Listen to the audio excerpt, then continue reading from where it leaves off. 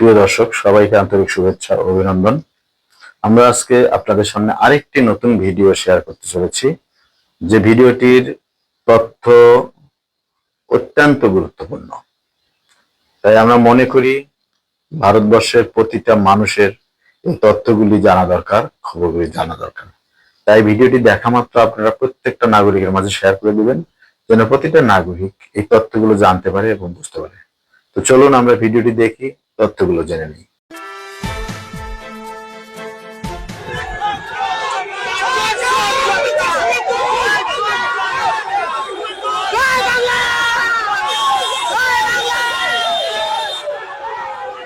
রাজ্যের বিরোধী দলনেতা শুভেন্দু অধিকারীর গাড়িতে হামলা ইতিমধ্যেই সোশ্যাল মিডিয়ায় আপনারা জেনেই গেছেন। আমার এই প্রতিবেদনে কিছুটা দেরি হলো, তার কারণ হচ্ছে এই মাত্র আলিপুর আদালত থেকে ফিরলাম। আমার আগের প্রতিবেদনে আমি কোর্ট থেকে আপনাদের জানিয়েছিলাম যে কিভাবে কলকাতা পুলিশ যে আমার বিরুদ্ধে মিথ্যা মামলা করে 2.5 বছর পর মিথ্যা মামলা সাজাতে না পেরে পালিয়ে গেছিল। সেই কলকাতা পুলিশের যে সমস্ত অফিসাররা জড়িত ছিলেন তাদের কাউকে আমি ছাড়বো না। আদালতে মামলা আজকে প্রথমে শুরু হয়ে গেল। পরপর কি হচ্ছে আমি আপনাদের জানাবো। আগেই বলেছি, এই পুরো সিস্টেম চেঞ্জ করতে হবে। শুধু রাজ্য সরকারের পরিবর্তন নয়, রাজ্য সরকারের যেমন পরিবর্তন চাই, পুরো এই পুলিশের সিস্টেম চেঞ্জ করতে হবে, যেটা কোনো রাজনৈতিক দল করবে না, আপনাকে এবং আমাকে করতে হবে। সাধারণ মানুষ এগিয়ে না এলে এই সিস্টেম চেঞ্জ করা যাবে না। নেতা আসবে, নেতা যাবে, মানুষ জাগ্রত না হলে, মানুষ জেগে না উঠলে এই পুলিশকে ঠিক পথে সোজা রাস্তায় আনা যাবে না। তারা সিপিএম নেতাকে ধরে নেবে, তৃণমূল নেতাকে ধরে নেবে, কংগ্রেস নেতাকে ধরে নেবে, বিজেপি নেতাকে ধরে নেবে এবং সাধারণ মানুষের উপর খবরদারি চালাবে। পুলিশ সিস্টেমকে যদি ঠিক করতে হয় তাহলে আমাকে এবং আপনাকে এগিয়ে আসতে হবে। আমি সেই কাজটা শুরু করে দিয়েছি। আমার বিরুদ্ধে যে সমস্ত পুলিশ কর্মীরা, অফিসাররা মিথ্যা মামলা করে 2.5 বছর পর সেই মামলা সাজাতে না পেরে ল্যাজ গুটিয়ে পালিয়ে গেছে, তাদেরকে কিন্তু আমি ছাড়বো না। এবং এরপর এই রাজ্যে যে সমস্ত পুলিশ অফিসার মিথ্যা মামলা করে ধরা পড়ে যাবে, 1 বছর 2 বছর পর মিথ্যা মামলা ফেলে দিয়ে পালিয়ে যাবে, তাদের প্রত্যেককে এইভাবেই আমি সামাজিক স্তরে দেখে নেব। আমি মিথ্যা মামলা যারা করবে তাদের বিপদ নাচ্ছে, একেবারে তৈরি থাকুন। শুভেন্দু অধিকারীর গাড়িতে হামলা হয়ে গেল, প্রাণঘাতী হামলা। যে কোনো রকম ভাবে শুধুমাত্র শুভেন্দু অধিকারী নন, তার কনভয়ে যে সমস্ত বিজেপির নেতা কর্মীরা ছিলেন, যে কোনো মুহূর্তে বড় ঘটনা ঘটে যেতে পারত। শুধু শুভেন্দু অধিকারী বা বিজেপির গাড়ির কনভয়ে হামলা এমনটাই নয়, মমতা বন্দ্যোপাধ্যায়ের পুলিশ যারা শুভেন্দু অধিকারীর কনভয়ে ছিলেন তাদের গাড়িও ভেঙে চুরমার করে দেওয়া হলো। কি ভাবছেন শুধু শুভেন্দু অধিকারীর উপরে হামলা? এই হামলা মমতা বন্দ্যোপাধ্যায় যেটা করালেন, বিজেপির তরফ থেকে যেটা অভিযোগ করা হচ্ছে, মমতা বন্দ্যোপাধ্যায় উদয়ন গুহকে দিয়ে এই হামলাটা করিয়েছেন। কেন করিয়েছেন? তার কারণ হচ্ছে, আপনারা জানেন ভালো করে, যে কোনো যুদ্ধে নামতে গেলেই একেবারে আগে প্রধান সেনাপতিকে টার্গেট করতে হবে। আপনি যদি প্রধান সেনাপতিকে টার্গেট করেন, বাকি যারা সেনা তারা এমনি ভয় পেয়ে যাবে।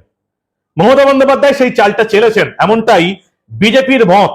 উদয়ন গুহকে দিয়ে এই কাজটা করিয়েছেন, এমনটাই বিজেপির অভিযোগ, যে শুভেন্দু অধিকারীকে যদি অ্যাটাক করতে পারি তাহলে গোটা পশ্চিমবঙ্গে বিজেপি কর্মী সমর্থকদের কাছে এই বার্তাটা পৌঁছে দেওয়া যাবে, দেখো ভাই, জেড ক্যাটাগরির নিরাপত্তা পাওয়া শুভেন্দু অধিকারীকেও তৃণমূলের কর্মী সমর্থকরা তার কনভয়েও হামলা করতে পারে। তাহলে সাধারণ যারা বিজেপির কর্মী সমর্থক, যারা একেবারে গ্রাম লেভেলে বা বুথ লেভেলে থাকে, তাদেরকে আমরা কি করতে পারি? এটা একটা পরিষ্কার বার্তা মমতা বন্দ্যোপাধ্যায় উদয়ন গুহকে দিয়ে দিলেন, এমনটাই বিজেপি নেতাদের অভিযোগ। চলুন আগে দেখে নিই আজকে কোচবিহারে কি হলো। কোচবিহারে শুভেন্দু অধিকারীর কনভয় হামলা, গাড়ির কাঁচ ভাঙলো, প্রত্যেকটা গাড়ি ভাঙচুর করা হলো, পুলিশের গাড়ি ভাঙচুর করা হলো, তৃণমূলের পতাকা এবং কালো পতাকা নিয়ে তৃণমূল কর্মীরা বিক্ষোভ দেখালো, হামলা করলো। ভয়ঙ্কর ব্যাপার। জেড ক্যাটাগরির নিরাপত্তা পাওয়া একজন মন্ত্রীর সমতুল্য পদমর্যাদার একজন বিরোধী নেতার কনভয়ে হামলা হয়ে যাচ্ছে, পুলিশের গাড়ি ভাঙচুর হয়ে যাচ্ছে।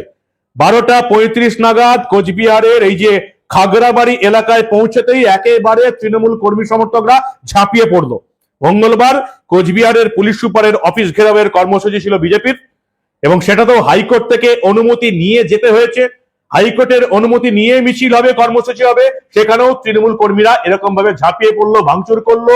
একেবারে আইন প্রশাসন যে একেবারেই নেই মমতা বন্দ্যোপাধ্যায় আমলে, সেটা আজকে আরেকবার প্রমাণ হয়ে গেল। কিছু দৃশ্য দেখুন, ভালো করে দেখুন এই রাজ্যে ঠিক কি অবস্থা।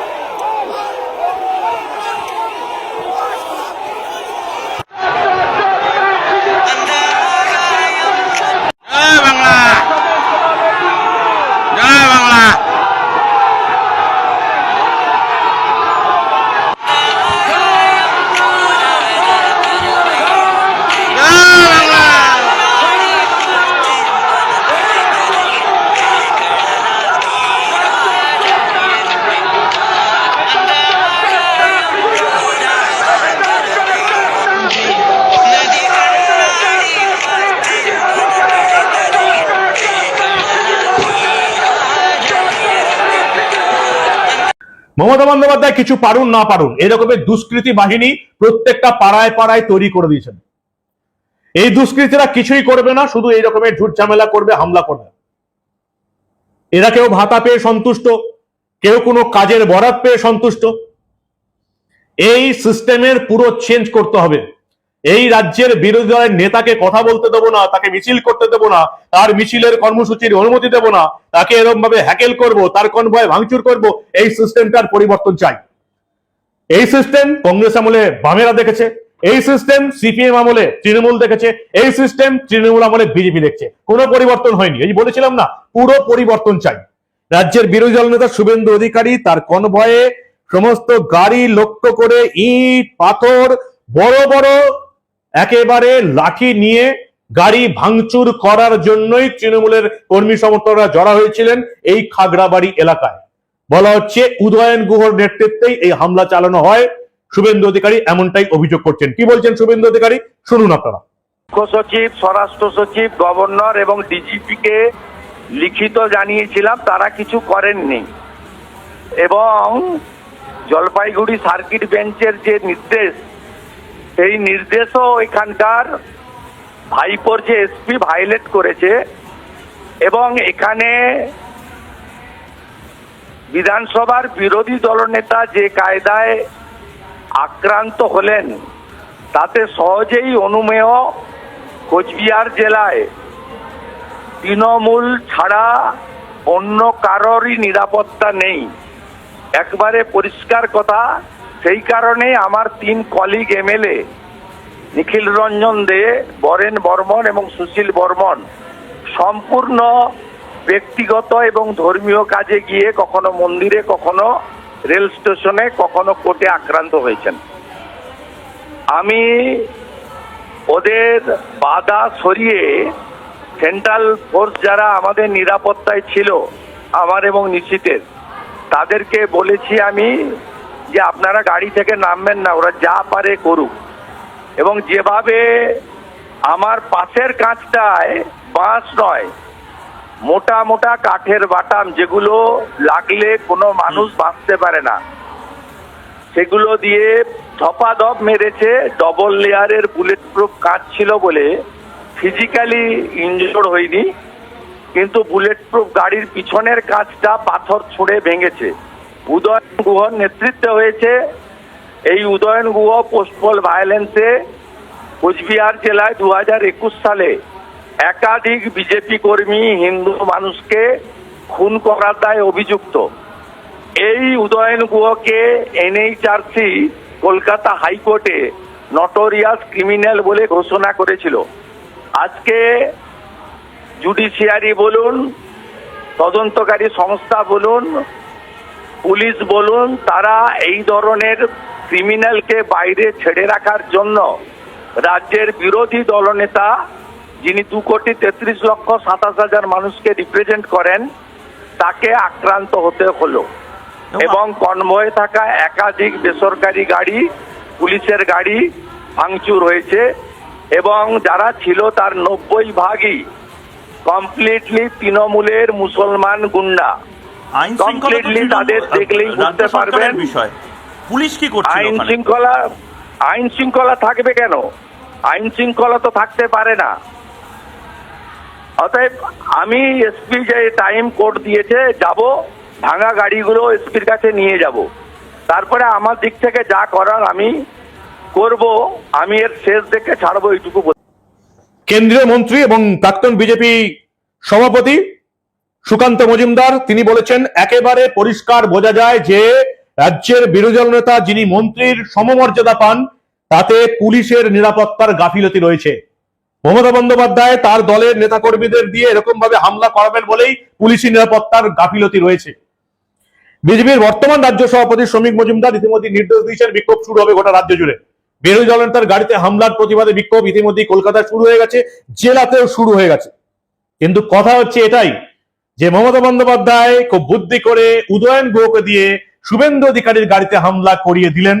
তার কারণ হচ্ছে এই রাজ্যের প্রতিটি বিজেপির কর্মী সমর্থককে বার্তা দেওয়া হলো, দেখো ভাই, জেড ক্যাটাগরি নিরাপত্তা পাওয়ার কনভয়ে হামলা হয়ে গেল, তোমরা তো কোন ছাড়, ভোট এসে গেছে, তৃণমূলের দুষ্কৃতী বাহিনী এরকম অপকৃষ্টি অপকাজ শুরু হয়ে গেছে।